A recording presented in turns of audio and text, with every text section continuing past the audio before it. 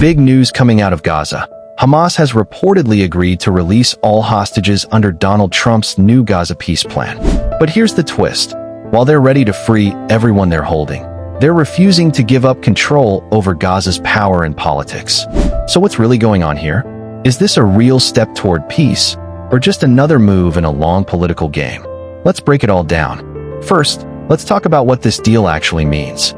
According to multiple reports from Reuters, AP, and Politico, Hamas says it's willing to release all Israeli hostages, both alive and deceased, as part of Trump's framework for ending the war in Gaza. Now, this is a major shift, considering that some of these captives have been held for months since the conflict exploded last year. But here's the catch. This isn't a free-for-all surrender. Hamas made it clear they are not giving up political control just yet. They've agreed to hand over administrative power, basically day-to-day running of Gaza, to a temporary government made up of technocrats. In simple terms, that means neutral experts, not politicians. However, Hamas has not promised to disarm or disappear from the political scene. That's a big deal, because Israel and many Western countries say real peace can't happen until Hamas completely gives up power. It's a complicated situation, but this is the kind of turning point that shapes the entire conflict. By the way, if you like how we break these global stories down in plain language, go ahead and hit subscribe. That's how you'll always stay in the loop when new updates drop. Now, Donald Trump, who's pushing this plan, says Hamas is just 3 to 4 days to fully accept the terms, or face what he called serious consequences. He hasn't said what those consequences are, though.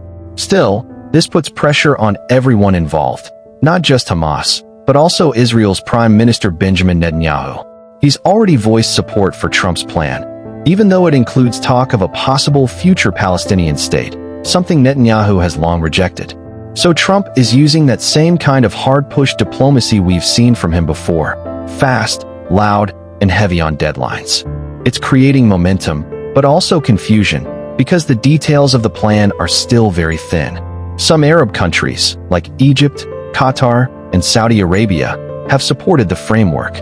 They see it as a chance to stop the war and rebuild Gaza. But on the other side, far-right voices inside Israel are calling it dangerous and full of holes. They fear it could lead to a Palestinian state. And that's where things get tricky. Both sides can read this agreement differently.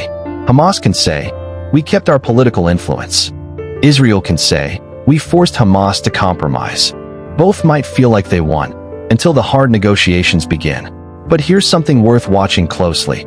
Even if the deal goes through, the next stage, rebuilding Gaza, will be massive.